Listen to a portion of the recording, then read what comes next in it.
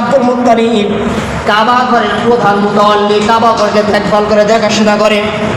এবার দাদা Abdul Muttalib এটা ভালো করে বুঝতেছেন যে এই মুহূর্তে যারাই বাধা দিবে এই হস্তি বাহিনী তাদেরকে হত্যা করবে, এটাই নিশ্চিত।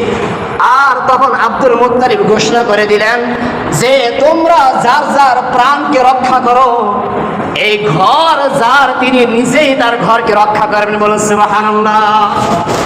বাদশা আব্রাহা তার দলবল বাইতুল্লাহ পর্যন্ত আসতে পারে নাই। তার আগে সমুদ্রের দিক থেকে ঝাঁকে ঝাঁকে ছোট ছোট সবুজ রঙের পাখি থেকে উড়ে উড়ে আসতেছে, আর হস্তি বাহিনী হাতির উপর থেকে এরকম তাকায় তাকায় আসে। এগুলো আবার কি? এগুলো আবার কি? কে পাঠাইছেন? ওয়ারসালা আলাইহিম তায়রান আবাবিল। এগুলো আল্লাহ তাআলা পক্ষ থেকে পাখিগুলো আসছে, আবাবিল পাখি নামে যে পাখি। তাকায়া দেখে এই পাখিগুলি শুধু শুধু আসে নাই, এই পাখিগুলির ঠোঁটের মধ্যে ছোট ছোট পাথরের কঙ্কর, এবং তাদের যে বাহু আছে, ডানা আছে, ডানার মধ্যেও কঙ্কর। বলুন সুবহানাল্লাহ। وأرسل عليهم طيرا أبابيل ترميهم بحجارة من سجيل। আল্লাহ তাআলা বলেন যে এই পাখিগুলির ঠোঁটের মধ্যে, পাখার মধ্যে পাথরের কঙ্কর ছিল, লোহার কঙ্কর ছিল, ছোট ছোট কঙ্কর ছিল। আর এই কঙ্করগুলি ওই হস্তি বাহিনীর উপর আকাশ থেকে যেভাবে বৃষ্টি বর্ষণ হয়, এইভাবে বৃষ্টির মতো করে যখন নাকি ছোট ছোট পাথরগুলি পড়তেছিল, যেই যার উপর পরে ওই ব্যক্তিটাই ওই হাতি সহ উপর দিকে পরে নিচ দিয়ে ছিদ্র হয়ে বের হয়ে যায়। বলুন সুবহানাল্লাহ। ছিদ্র হয়ে বের হয়ে যায়। তারমিহিম বিহিজারাতিন মিন সিজিল ফাজআলাহুম কাআসফিন মাকুল। আল্লাহ তাআলা বলেন তাদেরকে এমন ভাবে ধ্বংস করা হয়েছে, ঘোড়া এবং গাধা যে ভুসি খায় তাদেরকে ধ্বংস করে ভুসির মতো করে দেওয়া হয়েছে। সুবহানাল্লাহ। তাফসীরে উসমানীর মধ্যে লেখে যে তাদেরকে এমন ধ্বংস করেছে, চর্বি যার কোনো চিহ্ন থাকে না, পরে গেলে গলে যায়, তার অস্তিত্ব থাকে না, যেটা কিসের থেকে চর্বিটা আসলো, গলানোর পর ঠিক একদম চর্বি আকারে তারা জমিনের মধ্যে এরকম ধ্বংস হয়ে গেছে। সুবহানাল্লাহ। কে করেছে? আল্লাহ তাআলা করেছে। ঠিক তাদের উত্তরসূরি মনে করেন আজকে মুসলমানদেরকে ধ্বংস করার জন্য প্ল্যান করে, মুসলমানদের পুরনো কেবলা বাইতুল মুকাদ্দাসকে ধ্বংস করার জন্য প্ল্যান করে। যেই বাইতুল মুকাদ্দাসের ১৬ লক্ষ পয়গম্বর মুসল্লি থেকে আমাদের নবী, বিশ্ব নবী মুহাম্মদুর রাসূলুল্লাহ সাল্লাল্লাহু আলাইহি সাল্লামের ইমামতিতে নামাজ হয়েছে, সেই কাবা ঘরটাকে অর্থাৎ বাইতুল মুকাদ্দাসকে ধ্বংস করার জন্য যেই ইসরাইল যেভাবে চক্রান্ত করেছে, কিভাবে ধ্বংস করে তাদের উপাসনালয় বানানো যায়, ওই ঘরটাকে, ওই পুরনো কাবাকে, বাইতুল মুকাদ্দাসকে রক্ষা করার জন্য আজকেও আমাদের সেই রব আছে না নাই? আছে। আজকে আল্লাহ তাআলা দেখা দিচ্ছেন ইসরায়েলের অবস্থাটা দেখতেছেন, আজকে অনেকেই নেটে দেখতেছেন যে আল্লাহ তাআলা ধরা এত সহজে ধরেন না, কেউ যখন ধরেন তখন কিন্তু ছাড়েন না। যে দাবানল শুরু হয়েছে, এই দাবানল অতীতে কখনো ইসরায়েল দেখে নাই যে দাবানল সেখানে শুরু হয়েছে। আমরা তো জানি গাজা শেষ হয়ে গেছে, ফিলিস্তিন শেষ হয়ে গেছে। এবার বলেন তো যে গাজায় যারা শাহাদাত বরণ করে হত্যা হয়েছে, তারা নারী, শিশু এবং সাধারণ মানুষের সংখ্যা বেশি না সৈন্যের সংখ্যা বেশি? সাধারণ মানুষের সংখ্যা বেশি। সাধারণ মানুষ, শিশু, বাচ্চা, মহিলা, এরা যুদ্ধ করেছে? এরা যুদ্ধ করে নাই। এরা যুদ্ধ করে নাই। যারা যুদ্ধ চালিয়েছে, যারা যুদ্ধ করেছে, তারা গেল কোথায়? সুতরাং গাজার থেকে তোমরা হাজার হাজার শিশু, নারী, বৃদ্ধা, সাধারণ মানুষকে তোমরা ধ্বংস করতে পারো, হত্যা করতে পারো। যারা যুদ্ধ চালিয়েছে আল্লাহ তারা ওই সমস্ত ঈমানওয়ালা ব্যক্তিদেরকে তোমরা শেষ করতে পারো নাই। সুতরাং তারা দূরে কোথাও যায় নাই, ঠিক ওই জায়গার মধ্যেই তারা ঘাপটি মেরে বসে আছে। মাত্র তোমরা যুদ্ধ শুরু করছো, আসো আসো আসো, খোরাসান থেকে একদল আসবে, তোমরা ইসরাইল ধ্বংস হয়ে যাবে। মুসলমানদের পুরনো যে কেবলা বাইতুল মুকাদ্দাস মুসলমানদের ছিল, মুসলমানদের ইনশাআল্লাহ থাকবে। কথা বলে ঠিক কিনা? মুসলমানদের থাকবে। ঠিক তেমনই ভাবে আমাদের পার্শ্ববর্তী দেশ ভারতের মধ্যেও আজকে তাকিয়ে দেখেন বৃদ্ধ মুসলিমদের দাড়িগুলিকে ক্লিন শেভ করে দিচ্ছে, বাচ্চাদেরকে জয় শ্রীরাম বলতে বাধ্য করছে, মুসলমান নারীদের হিজাব টেনে খুলে ফেলে দিচ্ছে। কাশ্মীরের দিকে তাকিয়ে দেখুন বর্তমানে অবস্থা, নারীদেরকে রমণীদেরকে জোর করে গাড়িতে তুলে এক জায়গায় নিয়ে গণধর্ষণ করে তাদেরকে হত্যা করে ফেলতেছে, মুসলমানদের মসজিদকে ভেঙে ফেলতেছে, মুসলমান মুয়াজ্জিন মসজিদের মধ্যে আযান দেওয়ার কারণে তার জিহ্বাকে কেটে দিচ্ছে, তাদেরকে শাহাদাত বরণ করাচ্ছে। এবার বলেন যত কিছুই করুক না কেন, এই দেশের মধ্যে মুসলমানদের যতই নির্যাতন করুক না কেন, দিনের শেষে মুসলমানদের বিজয় আসবে, আর মধ্যে কোনো সন্দেহ আছে? কোনো সন্দেহ নাই। কিন্তু সন্দেহ হলো এটা আমার আপনার ঈমানটা ঠিক থাকবে কিনা, নাকি মুনাফিকের মতো হবে। যদি জীবন দিতে হয়, যদি কোনো নাস্তিকদের কারণে জীবন দিতে হয়, এখন আমাদের দেশের মধ্যে হিন্দুরা আমাদের কলিজার টুকরা বিশ্বনবীকে গালি দেয়, মুসলমানরাও গালি দেয়, ঠিক এরকম ভাবে সারা বিশ্বের মধ্যে একই অবস্থা চলছে। কোন বিধর্মীদের জন্য যদি আমাদের মৃত্যুবরণ করতেই হয়, একজনকেও হলেও জাহান্নামে পাঠিয়ে দিয়ে দৌড়ার জান্নাতে ঢুকবো, কথা বলেন ঠিক কিনা? একজনকে হলেও জাহান্নামে পাঠাবো, এই ইমাম দিলের মধ্যে আমরা রাখবো ইনশাআল্লাহ। মাস হিসেবে হজ সম্পর্কে দুই চারটা কথা না বললেই নয়, কারণ আমি যদি হজের ফজিলত না শুনি এবং হজ না করার পরিণতি আমি যদি না শুনি, তাহলে কিন্তু আমলের প্রতি আগ্রহ আসবে না।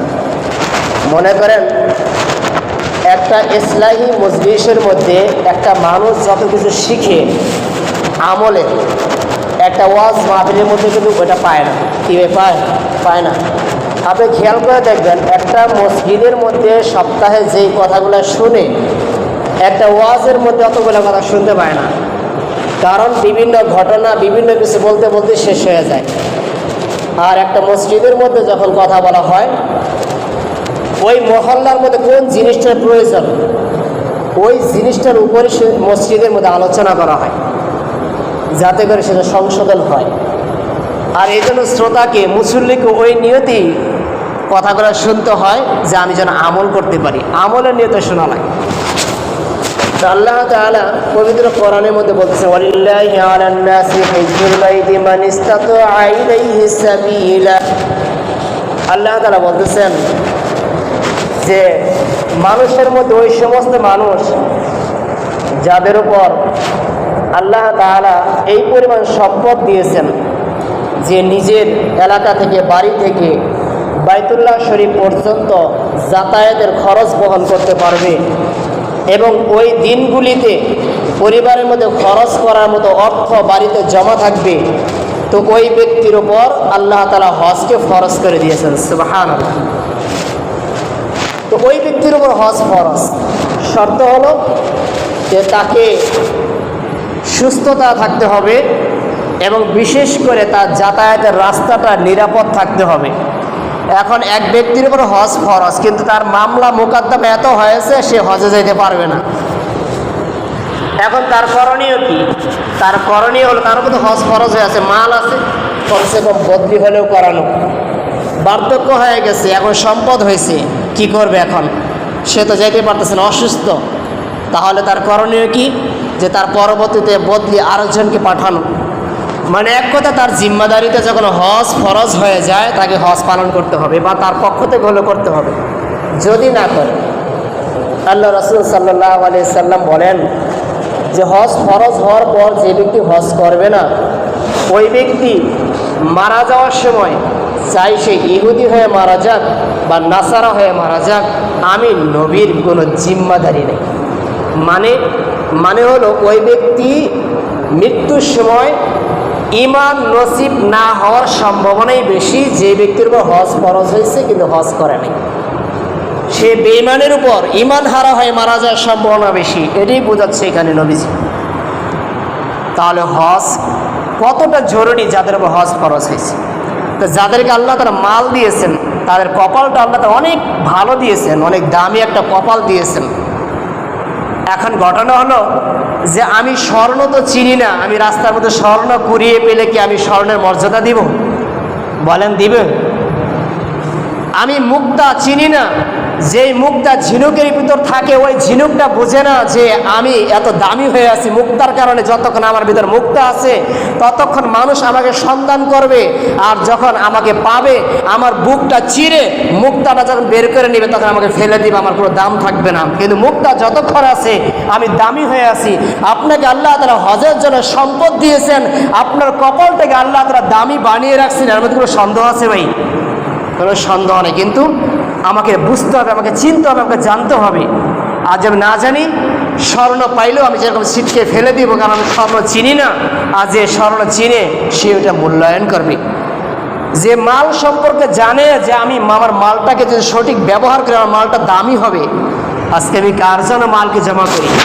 আমরা তো মনে করি যে আমার 10 জন জমি আছে, নগদ টাকা তো নাই, আমার উপর যে হজ ফরজ হয়নি। না, আপনার উপর হজ ফরজ হয়েছে। আপনার কয়দিন জমির প্রয়োজন, ফসল আপনার কয়দিন জমির লাগে হিসাব করে দেখবেন, তারপরে অতিরিক্ত কয়দিন আছে আপনার জমি। আমি মনে করি একজন আমি যদি হাত ছাড়া করে দেই, আমার তো 10 দিনের থেকে একদিন বাদ দিলে তখন 9 দিন হয়ে যায়, কমে যায়। এই কমে যায়। আমি কার জন্য মালটা জমা করতেছি? সন্তানের জন্য, স্ত্রীর জন্য, ভাইয়ের জন্য, ওয়ারিসদের জন্য। কারণ আমি তো নিজে খাইতে পারবো না, এটা আমিও জানি। কি ভাই, জানি না? সবাই জানি এটা, যে আমার যত সম্পদ আছে এই সম্পদ আমার কোনো কাজে আসবে না। সন্তান কাজে আসবে না? আসবে না। ভাই কাজে আসবে, বোন কাজে আসবে, স্ত্রী কাজে আসবে, স্ত্রীর জন্য স্বামী কাজে আসবে না? আসবে না। আল্লাহ বলছেন ইয়াউমা ইয়াফিরুল মারউ মিন আখি ওয়া উম্মিহি ওয়া আবি ওয়া সাহিবাতিহি ওয়া বানি। ওই দিন, কিয়ামতের দিন, ভাই ভাইয়ের থেকে পলায়ন করবে, সন্তান মা বাবার থেকে পলায়ন করবে, মা বাবা সন্তান থেকে পলায়ন করবে, স্ত্রী স্বামী থেকে পলায়ন করবে, স্বামী স্ত্রী থেকে পলায়ন করবে, একজন আরেকজনকে অস্বীকার করবে। তাহলে বোঝেন যে সন্তান, মা বাবা, স্ত্রী, স্বামী একে অপরের কোনো কাজে ওই দিন ভাই আসবে? আসবে কাজে সেটাই আসবে যতটুকু আমি আল্লাহ তাআলার জন্য আমি করে গেছি, ততটুকুই আমার কাজে আসবে। যতটুকু অর্থ আমি আল্লাহর রাস্তায় খরচ করে গেছি, যতটুকু সম্পদ আমি আল্লাহর জন্য ব্যয় করে গেছি। হজ আপনার আল্লাহর জন্য করবেন, আপনার সম্পদকে একটু হাতছাড়া করবেন, আল্লাহর জন্য করবেন, তার জন্য দারিদ্র হবেন না। কারণ আল্লাহ রাসূল সাল্লাল্লাহু আলাইহি ওয়াসাল্লাম বলেছেন তাবিউ বাইনাল হজ্জ ওয়াল উমরা ফাইন্নাহুমা ইয়ানফিয়ানিল ফাকর ওয়াজ যুনুব। নবীজি বলেন তোমরা একের পর এক হজ এবং উমরা পালন করো, কেননা হজ এবং উমরা তোমাদের গুনাহ এবং দারিদ্রতাকে দূর করে দেয়। সুবহানাল্লাহ। হজ এবং উমরা মানুষের গুনাহকে দূর করে দেয় এবং দারিদ্রতা থাকলে সেটাকে দূর করে দেয়। দারিদ্রতা বলতে আপনার 10 লাখ আছে, আপনি আরো 10 টাকা আশা করতেছেন, তাহলে আপনি কি ধনী না গরিব? বলেন, ধনী না গরিব? তখন আপনার ওটাই দারিদ্রতা। কোনটা?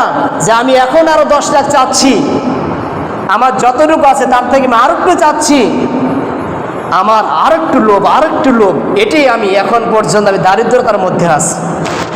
কারণ যে গরিব, সম্পদ নাই, মাল নাই, তার মধ্যে হজ ফরজ করে নাই, তারপরেও সে যদি কষ্ট করে যদি উমরা পালন করে, তারপর হজ ফরজ হয় না, উমরা করে, ওই যে আল্লাহ রাসূল বলেছেন হজ এবং উমরা করো, উমরাও যদি করে আল্লাহ তাআলা তার গুনাহ মাফ করে দিবেন এবং দারিদ্র থেকে দূর করে দিবেন। সুবহানাল্লাহ।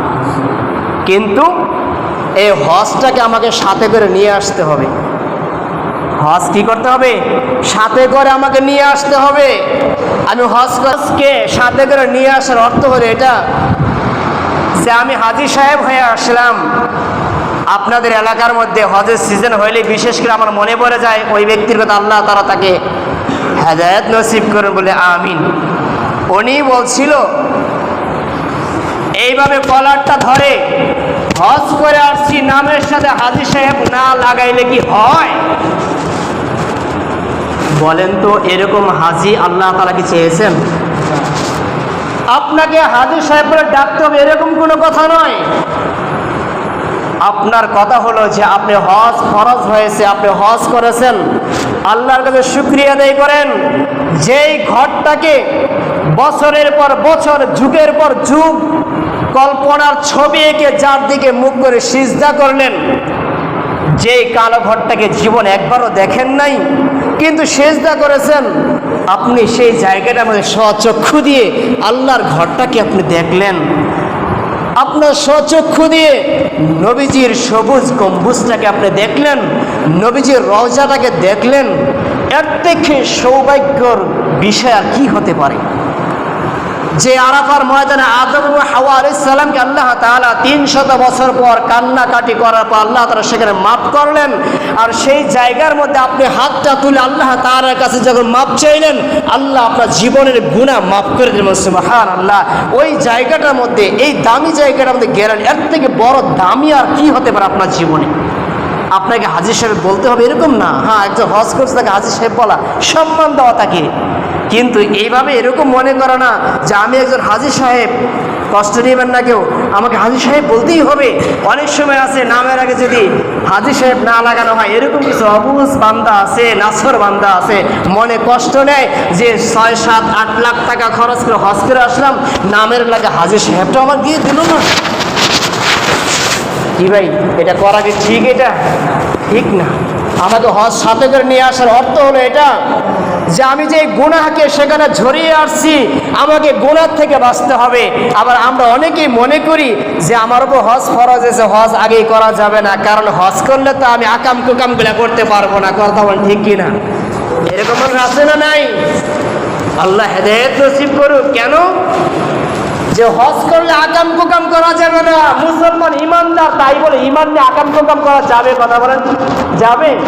আপনাকে বুঝতে হবে আমি মুসলমান, আমি গুনাহের কাজ করব না, আমি নাফরমানি করব না, এটা বুঝতে হবে। হজ করলে করা যাবে না এরকম না, বরং আপনি হজ করেন, হজ আপনাকে গুনাহ তো মাফ করবে, বরং অন্যান্য গুনাহের কাজ থেকে বেঁচে থাকার জন্য এই হজ আপনাকে সহযোগিতা করবে। কথা বলেন ঠিক কিনা? আপনাকে হজ সহযোগিতা করবে। আর যখন আপনি হজ করবেন, আল্লাহ রাসূল সাল্লাল্লাহু আলাইহি ওয়াসাল্লাম বলেছেন, আল হাজ্জুল মাবরুর লাইসা লাহু জাযাউন ইল্লাল জান্নাহ। যে ব্যক্তি হজ পালন করে এবং হজটা যদি কবুল হয়ে যায়, হজ্জে মাবরুর, এই কবুল হজের বদলা হলো আল্লাহ তাআলার একমাত্র জান্নাত। সুবহানাল্লাহ, একমাত্র জান্নাত। এই কবুল হজ যদি কবুল হয়ে যায়, তার জন্য জান্নাতের ওয়াদা আল্লাহ রাসূল সাল্লাল্লাহু আলাইহি ওয়াসাল্লাম করে গেছেন। বিশ্বনবী মুহাম্মদ রাসূলুল্লাহ সাল্লাল্লাহু আলাইহি ওয়াসাল্লাম বলেন, মান যারা কবরি ওয়াজাবাত লাহু শাফাআতি। যে ব্যক্তি আমি রাসূলের রওজা পাকে জিয়ারত করলো, আমি রাসূলের উপর ওয়াজিব হয়ে যায় ওই ব্যক্তির জন্য সুপারিশ করা। সুবহানাল্লাহ।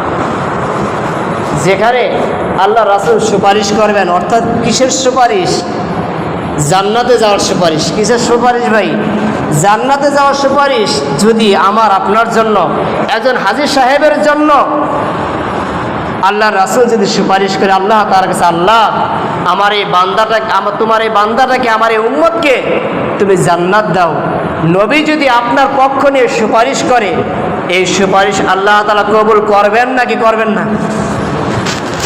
তাহলে যাদের সম্পদ আল্লাহ দিয়েছেন, নিয়ামত দিয়েছেন, নিয়ামত থেকে কাজে লাগান। যাদের সন্তান নাই তারা বুঝে সন্তান থাকাটা কতটা মর্যাদাদায়ক ছিল, তারা বুঝে সন্তান থাকলে কতটা নিয়ামত তার জন্য ছিল। যার মাল নাই তার দিলের মধ্যে বুঝে যে মাল থাকলে কতটা নিয়ামত ছিল, যে এই মাল থাকলে আমি বাইতুল্লাহ শরীফে যাইতাম। এটা কোন বাইতুল্লাহ? যেই বাইতুল্লাহ আল্লাহ তাআলার ঘর, যেই বাইতুল্লাহকে ধ্বংস করার জন্য ইয়ামেনের বাদশা চলে আসছিল আব্রাহা। কেন আসছিল? এই বাইতুল্লাহকে ধ্বংস করার জন্য। বাইতুল্লাহকে ধ্বংস করবে এই জন্য যে সারা বিশ্বের মানুষ এই বাইতুল্লাহকে তওয়াফ করার জন্য আসে। খ্রিস্ট জাতির হিংসা লাগে, সারা বিশ্বের মানুষ একসাথে কিভাবে আসে? এই বাইতুল্লাহর কারণে, এই ঘরটার কারণে আসে। তো এখন আমাদের একটা কাজ করতে হবে যে এই ঘরটা হয়তো ভাঙতে হবে, না হলে এই ঘরের নকল আরেকটা ঘর আমাদেরকে নির্মাণ করতে হবে, যাতে করে সেই জায়গাটার মধ্যে মানুষগুলো আসে। এই বলে ইয়ামেনের সে বাদশা আব্রাহা বাইতুল্লাহ কাবা ঘর নকল একটা কাবা সেই দেশের মধ্যে নির্মাণ করেছে। খবর ছড়িয়ে পড়ছে নকল কাবা ঘর নির্মাণ করেছে। আরব বিশ্বের মধ্যে হতাশা, এটা কি হলো, এটা কি হলো। কিন্তু তার আশা পূর্ণ হয়নি, সেখানে মানুষ যায় নাই, বরং কুরাইশ বংশের একজন ব্যক্তি বুকের সাহস নিয়ে ওই ইয়ামন দেশের মধ্যে গিয়ে ওই যে বাদশাহ আব্রাহা কাবা ঘর নির্মাণ করেছিল নকল কাবা, একজন মানুষ বুকে সাহস নিয়ে ওই নকল কাবার মধ্যে গিয়ে পায়খানা করে আসছে। কি করে আসছে? পায়খানা করে আসছে। এখন বলেন তো, যে বাদশাহ যে নিয়তে যে মাকসাদ নিয়ে তার ওই নকল কাবা বানিয়েছে, সেখানে যদি কোনো ব্যক্তি পায়খানা করে তার রাগ বাড়বে নাকি কমবে? বাড়বে। ইয়ামেনের বাদশাহ আব্রাহার রাগ বেড়ে গেছে। এবার আর মুসলমানদের রক্ষা নাই, ওদের ঘরকে আমাদেরকে ভাঙতে হবে। ওই বাইতুল্লাহকে ভেঙে ওই জায়গার মধ্যে আমাদের গির্জা নির্মাণ করা হবে, যেই গির্জার মধ্যে বিভিন্ন ধরনের সাজানো গোছানো জিনিস থাকবে, আর ওই গির্জার মধ্যে আমরা উপাসনা করব, আর সারা বিশ্ব থেকে মানুষ দেখার জন্য আসবে বলে নাউজুবিল্লাহ। কিভাবে ভাঙবে? বাদশাহ আব্রাহা দলবল গোছানো শেষ, যাদেরকে বলা হয় হস্তি বাহিনী অর্থাৎ আসহাবে ফিল, যাদেরকে কেন্দ্র করে আল্লাহ তাআলা পবিত্র কোরআনে 30 নম্বর পারায় সূরা ফিল নামক একটা সূরা নাযিল করেছে। আল্লাহ তাআলা বলেন, আলাম তারা কাইফা ফাআলা রাব্বুকা বিআসহাবিল ফিল, আপনি কি জানেন না যে হস্তি বাহিনীকে কিভাবে আপনার পালনকর্তা ধ্বংস করে দিয়েছে, তাদেরকে কিভাবে তার পরিণতি কেমন করেছিল। আলাম ইয়াজআল কাইদাহুম ফি তাদলিল, ওই বাদশা আব্রাহা ওই হস্তি বাহিনী যেই প্ল্যান করেছিল, যেই পরিকল্পনা করেছিল, আপনার পালনকর্তা তার পরিকল্পনাকে কিভাবে নস্যাৎ করে দিয়েছে আপনি কি দেখেননি? মাঝে মধ্যে মুসলমানদেরকে ধ্বংস করার জন্য প্ল্যান হয় কি হয় না? হয়। বাদশা আব্রাহা ওই প্ল্যান করেছিল, কিন্তু প্ল্যান নস্যাৎ করে দিয়েছে, ধ্বংস করে দিয়েছে কে? আল্লাহ তাআলা। আলাম ইয়াজআল কাইদাহুম ফি তাদলিল, আল্লাহ তাআলা ওই বাদশা আব্রাহার সমস্ত প্ল্যানগুলোকে নষ্ট করেছে, ধ্বংস করে দিয়েছে।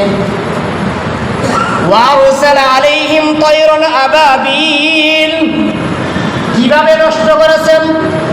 আল্লাহ তাআলা নষ্ট করার জন্য ছোট ছোট আবাবিল পাখিকে পাঠিয়েছেন। সুবহানাল্লাহ। বাদশা আব্রাহা দলবল হাতি সহ হাতি বাহিনীকে নিয়ে, হস্তি বাহিনীকে নিয়ে বাইতুল্লাহকে এরকমভাবে ধ্বংস করার জন্য আসছে। রাস্তার মধ্যে যারাই বাদশাহ আব্রাহার দলবলকে প্রতিহত করার চেষ্টা করেছে, ওই হস্তি বাহিনী তাদেরকে হত্যা করে ফেলেছে, কাউকে বাঁচতে দেয় নাই। এই খবর বিশ্বনবী মুহাম্মদ রাসূলুল্লাহ সাল্লাল্লাহু আলাইহি ওয়াসাল্লামের দাদা আব্দুল মুত্তালিবের কানে আসছে। ওই সময় বিশ্বনবীর জন্ম হয়নি। তাফসীরে উসমানীর মধ্যে লেখেন 50 দিন আগের ঘটনা নবীর। বাদশা আব্রাহা যখন এরকম ভাবে ধ্বংস করে তাদেরকে হত্যা করতেছে, যারাই বাধা দেয় তাদেরকে হত্যা করে, খবর চলে আসছে নবীজির দাদার কাছে। নবীজির দাদা আব্দুল মুত্তালিব কাবা ঘরের প্রধান মুতাওয়াল্লি, কাবা ঘরকে দেখভাল করে, দেখাশোনা করে।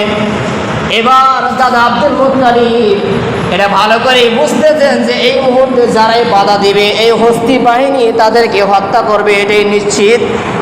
আর তখন আব্দুল মুত্তালিব ঘোষণা করে দিলেন যে তোমরা যার যার প্রাণকে রক্ষা করো, এই ঘর যার তিনি নিজেই তার ঘরকে রক্ষা করবেন। বলুন সুবহানাল্লাহ। বাদশা আব্রাহা তার দলবল বাইতুল্লাহ পর্যন্ত আসতে পারে নাই। তার আগে সমুদ্রের দিক থেকে ঝাঁকে ঝাঁকে ছোট ছোট সবুজ রঙের পাখি থেকে উড়ে উড়ে আসতেছে, আর হস্তি বাহিনী হাতির উপর থেকে এরকম তাকায় তাকায় আছে। এগুলো আবার কি? এগুলো আবার কি? কে পাঠাইছেন? ওয়ারসালা আলাইহিম তায়রান আবাবিল, এগুলো আল্লাহ তাআলা পক্ষ থেকে পাখিগুলো আসছে, আবাবিল পাখি নামে যে পাখি। তাকায়া দেখে এই পাখিগুলি শুধু শুধু আসে নাই, এই পাখিগুলির ঠোঁটের মধ্যে ছোট ছোট পাথরের কঙ্কর, এবং তাদের যে বাহু আছে, ডানা আছে, ডানার মধ্যেও কঙ্কর। বলেন সুবহানাল্লাহ। وأرسل عليهم طيرا أبابيل ترميهم بحجارة من سجيل। আল্লাহ তাআলা বলেন যে এই পাখিগুলির ঠোঁটের মধ্যে, পাখার মধ্যে পাথরের কঙ্কর ছিল, লোহার কঙ্কর ছিল, ছোট ছোট কঙ্কর ছিল। আর এই কঙ্করগুলি ওই হস্তি বাহিনীর উপর আকাশ থেকে যেভাবে বৃষ্টি বর্ষণ হয়, এইভাবে বৃষ্টির মতো করে যখন নাকি ছোট ছোট পাথরগুলো পড়তেছিল, যেই যার উপর পরে ওই ব্যক্তিটাই ওই হাতি সহ উপর দিকে পরে নিচ দিয়ে ছিদ্র হয় বের হয়ে যায়। বলেন সুবহানাল্লাহ। ছিদ্র হয়ে বের হয়ে যায়। তারমিহিম বিহিজারাতিন মিন সিজিল ফাজআলাহুম কাআসফিন মা'কুল। আল্লাহ তাআলা বলেন তাদেরকে এমন ভাবে ধ্বংস করা হয়েছে, ঘোড়া এবং গাধা যে ভুসি খায় তাদেরকে ধ্বংস করে ভুসির মতো করে দেওয়া হয়েছে। সুবহানাল্লাহ।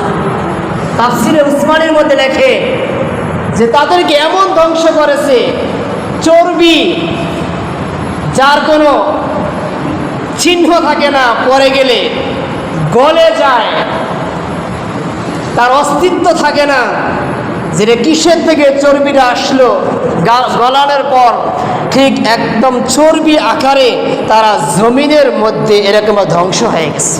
সুবহানাল্লাহ। কে করেছে? আল্লাহ তাআলা করেছে। ঠিক তাদেরই উত্তরসূরি মনে করেন আজকে মুসলমানদেরকে ধ্বংস করার জন্য প্ল্যান করে, মুসলমানদের পুরনো কেবলা বাইতুল মুকাদ্দাসকে ধ্বংস করার জন্য প্ল্যান করে। যেই বাইতুল মুকাদ্দাসের ১৬ লক্ষ পয়গম্বর মুসল্লি থেকে আমাদের নবী, বিশ্ব নবী মুহাম্মদুর রাসূলুল্লাহ সাল্লাল্লাহু আলাইহি সাল্লামের ইমামতিতে নামাজ হয়েছে, সেই কাবা ঘরটাকে অর্থাৎ বাইতুল মুকাদ্দাসকে ধ্বংস করার জন্য যেই ইসরাইল যেভাবে চক্রান্ত করেছে, কিভাবে ধ্বংস করে তাদের উপাসনালয় বানানো যায়, ওই ঘরটাকে, ওই পুরনো কাবাকে, বাইতুল মুকাদ্দাসকে রক্ষা করার জন্য আজকেও আমাদের সেই রব আছে না নাই? আছে। আজকে আল্লাহ তাআলা দেখা দিচ্ছেন, ইসরায়েলের অবস্থাটা দেখতেছেন, আজকে অনেকেই নেটে দেখতেছেন যে আল্লাহ তাআলা ধরা এত সহজে ধরেন না, কেউ যখন ধরেন তখন কিন্তু ছাড়েন না। যেই দাবানল শুরু হয়েছে, এই দাবানল অতীতে কখনো ইসরায়েল দেখে নাই, যে দাবানল সেখানে শুরু হয়েছে। আমরা তো জানি গাজা শেষ হয়ে গেছে, ফিলিস্তিন শেষ হয়ে গেছে।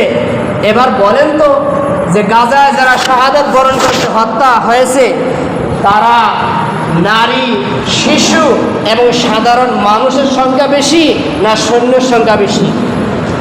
সাধারণ মানুষের সংখ্যা বেশি। সাধারণ মানুষ, শিশু, বাচ্চা, মহিলা এরা যুদ্ধ করেছে? এরা যুদ্ধ করে নাই। এরা যুদ্ধ করে নাই, তো যারা যুদ্ধ চালিয়েছে, যারা যুদ্ধ করেছে তারা গেল কোথায়? সুতরাং গাজার থেকে তোমরা হাজার হাজার শিশু, নারী, বৃদ্ধা, সাধারণ মানুষকে তোমরা ধ্বংস করতে পারো, হত্যা করতে পারো। যারা যুদ্ধ চালিয়েছে আল্লাহ তারা ওই সমস্ত ঈমানওয়ালা ব্যক্তিদেরকে তোমরা শেষ করতে পারো নাই। সুতরাং তারা দূরে কোথাও যায় নাই, ঠিক ওই জায়গার মধ্যেই তারা ঘাপটি মেরে বসে আছে। মাত্র তোমরা যুদ্ধ শুরু করছো, আসো আসো আসো, খোরাসান থেকে একদল আসবে, তোমরা ইসরাইল ধ্বংস হয়ে যাবে। মুসলমানদের পুরনো যে কেবলা বাইতুল মুকাদ্দাস মুসলমানদের ছিল, মুসলমানদের ইনশাআল্লাহ থাকবে। কথা বলে ঠিক কিনা? মুসলমানদের থাকবে। ঠিক তেমনই ভাবে আমাদের পার্শ্ববর্তী দেশ ভারতের মধ্যেও আজকে তাকিয়ে দেখেন, বৃদ্ধ মুসলিমদের দাড়িগুলিকে ক্লিন শেভ করে দিচ্ছে, বাচ্চাদেরকে জয় শ্রীরাম বলতে বাধ্য করছে, মুসলমান নারীদের হিজাব টেনে খুলে ফেলে দিচ্ছে। কাশ্মীরের দিকে তাকিয়ে দেখুন বর্তমানের অবস্থা, নারীদেরকে রমণীদেরকে জোর করে গাড়িতে তুলে এক জায়গায় নিয়ে গণধর্ষণ করে তাদেরকে হত্যা করে ফেলতেছে, মুসলমানদের মসজিদকে ভেঙে ফেলতেছে, মুসলমান মুয়াজ্জিন মসজিদের মধ্যে আযান দেওয়ার কারণে তার জিহ্বাকে কেটে দিচ্ছে, তাদেরকে শাহাদাত বরণ করাচ্ছে। এবার বলেন যত কিছুই করুক না কেন, এই দেশের মধ্যে মুসলমানদের যতই নির্যাতন করুক না কেন, দিনের শেষে মুসলমানদের বিজয় আসবে, এর মধ্যে কোনো সন্দেহ আছে? কোনো সন্দেহ নাই। কিন্তু সন্দেহ হলো এটা, আমার আপনার ঈমানটা ঠিক থাকবে কিনা, নাকি মুনাফিকের মতো হবে। যদি জীবন দিতে হয়, যদি কোনো নাস্তিকদের কারণে জীবন দিতে হয়, এখন আমাদের দেশের মধ্যে হিন্দুরা আমাদের কলিজার টুকরা বিশ্বনবীকে গালি দেয়, মুসলমানরাও গালি দেয়, ঠিক এরকম ভাবে সারা বিশ্বের মধ্যে একই অবস্থা চলছে। কোনো বিধর্মীদের জন্য যদি আমাদের মৃত্যুবরণ করতেই হয়, একজনকেও হলেও জাহান্নামে পাঠিয়ে দিয়ে দৌড়ে জান্নাতে ঢুকবো, কথা বলেন ঠিক কিনা? একজনকে হলেও জাহান্নামে পাঠাবো, এই ইমাম জেলের মধ্যে আমরা রাখবো ইনশাআল্লাহ। আল্লাহ আমাদের সেই তৌফিক দান করুন, আমিন। বলিস যে একটাই কথা, যাদের আল্লাহ তারা সামর্থ্য দিয়েছে, যেই কথা বলছে হজের বিষয়ে আলোচনা, ওই বাইতুল্লাহ শরীফ, যেই বাইতুল্লাহ শরীফ আল্লাহ তারা সর্বপ্রথম ঘর হলো এটা বাইতুল্লাহ শরীফ, এই বাইতুল্লাহকে দেখার মতো যার সামর্থ্য দিয়েছে, নবীজি রওজাবাকে দাঁড়ানোর মতো যার সামর্থ্য দিয়েছে, আপনাদেরকে অনুরোধ করে বলবো, আপনারা এর থেকে পিছপা হবেন না। আপনারা আপনাদের সম্পদকে ব্যয় করে হলেও আপনারা ওই জায়গাগুলির মধ্যে যাওয়ার চেষ্টা করেন, এবং সেখানে যাওয়ার আগে যেন মৃত্যু না হয় এই দোয়াটাও করতে থাকেন। আল্লাহ তাআলা আমাদের সবাইকে হজ্জে মাবরুর এবং বাইতুল্লাহ শরীফে যাওয়ার মতো তৌফিক আমাদেরকে দান করে, সকলে আমিন। ওয়া আখিরি দাওয়ানা আলহামদুলিল্লাহি রাব্বিল আলামিন। আসসালামু আলাইকুম ওয়া রাহমাতুল্লাহ।